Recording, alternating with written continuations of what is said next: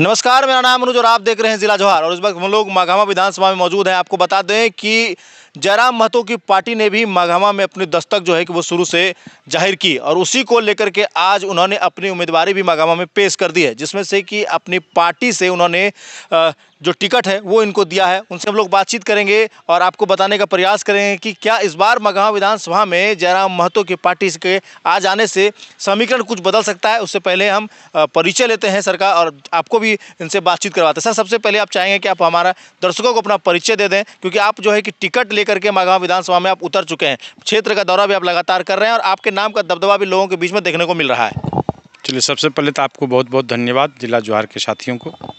मेरा नाम जवाहरलाल यादव है और झारखंड लोकतांत्रिक क्रांतिकारी मोर्चा का एक छोटा सा सिपाही, और टाइगर जयराम महतो जी ने मेरे ऊपर विश्वास किया है और मुझे माघामा विधानसभा से प्रत्याशी घोषित किया है। आपकी दावेदारी कंफर्म हो गई है, चुनाव आप लड़ रहे हैं जयराम महतो की पार्टी से? जी बिल्कुल, जिसकी चर्चा जोरों पर है। जी बिल्कुल। जिस दिन जयराम महतो माघामा पहुंचे थे उस दिन हम लोग यहाँ पर पहुंचे थे, कैंपेन कर रहे थे, हम लोग भी दिखाने का प्रयास करते। भारी भीड़ थी, कार्यक्रम उनका 2 बजे निर्धारित था और संध्या लगभग 7 बजे तकरीबन वो यहाँ पर पहुंचे। भीड़ कहीं गई नहीं, क्या प्रतीत हो रहा है इससे? देखिए, आप अनुज जी, बात तो आप स्पष्ट जानते हैं ना कि वह भीड़ जो था वह बुलाया हुआ भीड़ नहीं था, वह भीड़ गाड़ी से लाया हुआ भीड़ नहीं था। और वह जो भीड़ था 2 बजे का कार्यक्रम था और लगभग 7 बजे वो आए थे। इसके बावजूद भी लोग डटे रहा। मतलब लोगों में इतना उत्साह था कि टाइगर को एक झलक लोग देखना चाहता था, लोग दीदार करना चाहता था कि आज 29 वर्ष का लड़का झारखंड के सिस्टम को हिला करके रखा है। वो कैसा है, वो कौन है, किस तरह का लड़का है। इसके लिए लोग अपने खर्चा से हजारों की भीड़, चूँकि आप लोगों ने खुद देखा है, आपके कैमरा में कैद होगा कि जब माननीय मुख्यमंत्री जी यहाँ पर आए थे माघामा में स्टेडियम में, कई मंत्री का उसमें साथ में कार्यक्रम था, मुख्यमंत्री का कार्यक्रम था। आप स्कॉर्पियो, सफारी, फॉर्चूनर और एसी वाली बस, खाना पीना, हेलीकॉप्टर, सारा चीज़ दिया हुआ था। आप लोगों ने खुद अपने कैमरा में कैद करके, कई मीडिया ने 10 से 15 हज़ार का आंकलन किया था। लेकिन ये जो टाइगर जी जो आए थे, एक साधारण लड़का को देखने के लिए पूरा सिस्टम को जो है हैंग करके लगभग 25 से 30 हज़ार का भीड़ था और लोग 2 बजे से लेकर के 7 बजे तक इंतजार करते रहा। और जब तक उसका भाषण खत्म नहीं, लगभग आप भी उसमें थे, 9 बजे के करीब कार्यक्रम मेरा खत्म हुआ था टाइगर का, और लोग डटे रहा। इससे साफ स्पष्ट होता है कि लोग झारखंड में बदलाव के मूड में हैं। लोग अब ऊब चुका है इन लोगों से, इन सभी पार्टियों से जो जाति, धर्म, पार्टी, हिंदू, मुसलमान, मंदिर, मस्जिद, अगड़ा पिछड़ा करने वाले पार्टी से सब लोग ऊब चुका है। अब लोगों को चाहिए, ये 24 वर्ष झारखंड अलग होने से हो गया है। 24 वर्ष का मतलब होता है वो जवान हो जाना। जो बच्चा 24 वर्ष पहले पैदा हुआ होगा, आज उसका शादी विवाह हो गया होगा, उसको नौकरी चाहिए, उसके बच्चे को भी रोटी चाहिए, उसको दूध चाहिए, स्कूल का फी चाहिए। इसलिए अब लोग इन सब चीज़ों में भ्रमित होने वाला नहीं है। टाइगर ने जो शंखनाद किया है कि हम झारखंड के लोगों को हम पहचान देंगे। अभी नेताओं से सुनिए ना, कल भी भाषण बीजेपी के नेताओं से सुन रहे थे, वो कह रहे थे कि झारखंड राज्य जो है गरीब है, गरीब राज्य है। वैसे नेताओं से कहना चाहते हैं कि आप पूरे देश का सर्वे कर लीजिए, झारखंड गरीब नहीं है। उन लोगों के नीति और नियत की वजह से झारखंड ही गरीब है। झारखंड किसने कहा गरीब है साहब? झारखंड में जहाँ पर 80, 85, 90 तरह का मिनरल्स जहाँ रहे, जहाँ कोयला, तंबा, अबरक, हीरा, मोती, सारा चीज़ यहाँ पर भरा हुआ रहे, गिट्टी, बालू, पत्थर, यहाँ तक कि आपका सोना निकल गया रांची में, जो सरकार भी घेराबंदी कर रही है उसका। इसके बावजूद भी कहता झारखंड गरीब है। अरे झारखंड ही गरीब है आप लोगों की वजह से। और झारखंडी ने पहचान लिया कि हमारा नेता और हमारा बेटा कौन है, वह टाइगर जयराम है। और उसके तरफ टकटकी निगाहों से यहाँ का नौजवान, यहाँ का किसान, यहाँ का मजदूर देख रहा है और उसको चाहता है कि झारखंड का चाबी 29 वर्ष का लड़का टाइगर जयराम के हाथों में दें, ताकि सभी लोगों को रोजी रोजगार और नौकरी मिल सके।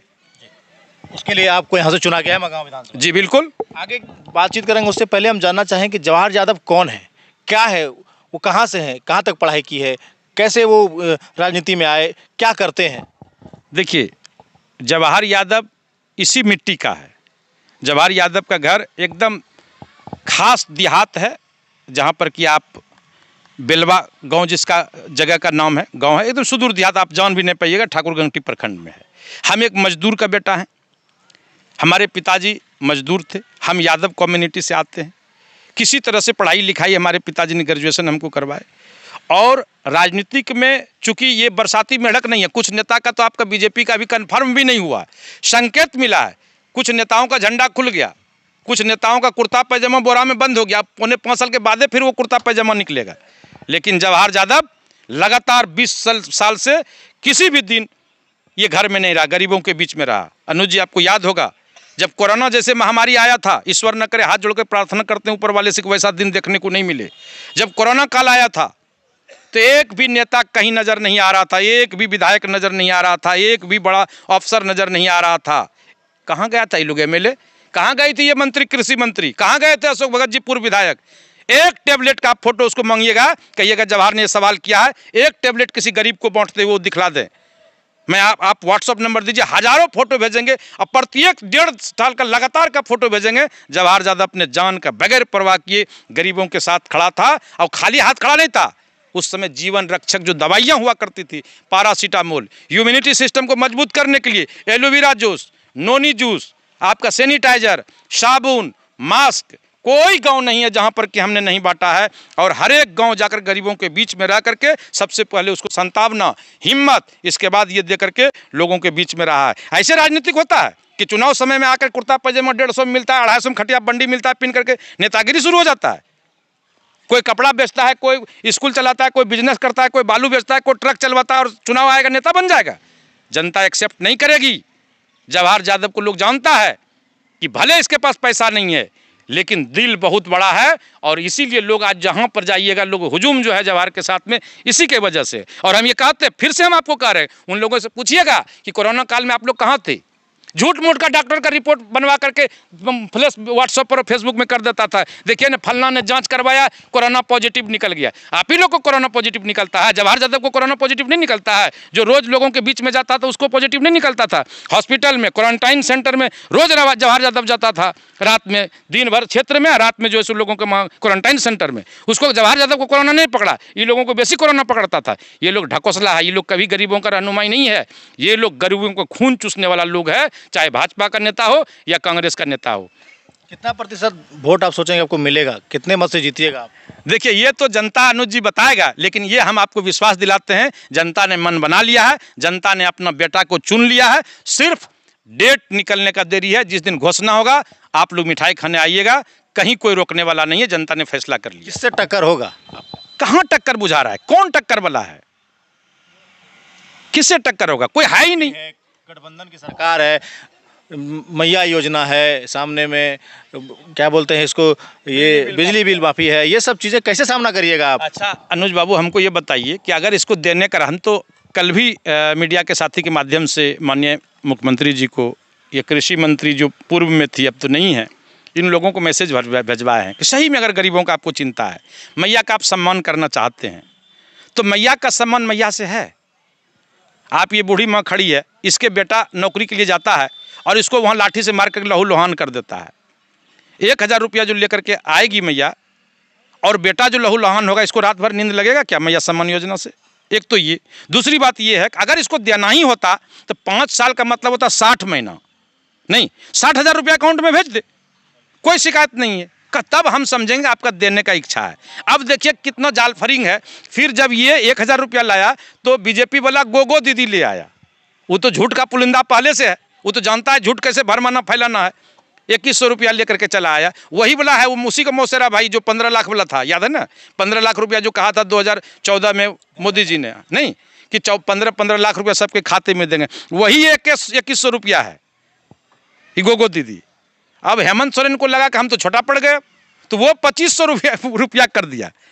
जाल फरिंग का झूठा का भी सीमा होता है। एक तो ये झूठा पार्टी है बीजेपी, उससे भी बड़ा झूठा निकल गया फिर हेमंत सोरेन और कांग्रेस की सरकार कि हम 2500 रुपया देंगे। आपको पता है झारखंड का बजट क्या है? आप कैसे दीजिए, कौन पैसा दीजिएगा, कहाँ से पैसा है आपके पास?